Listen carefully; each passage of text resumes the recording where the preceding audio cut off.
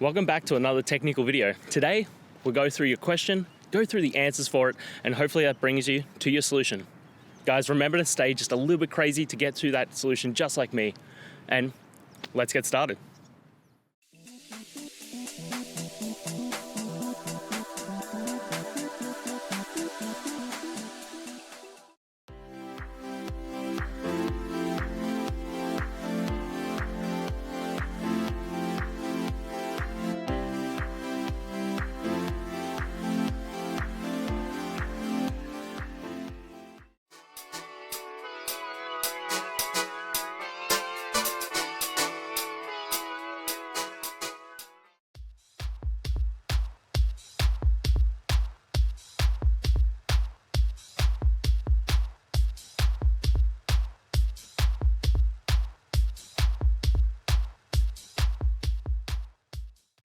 And that's it.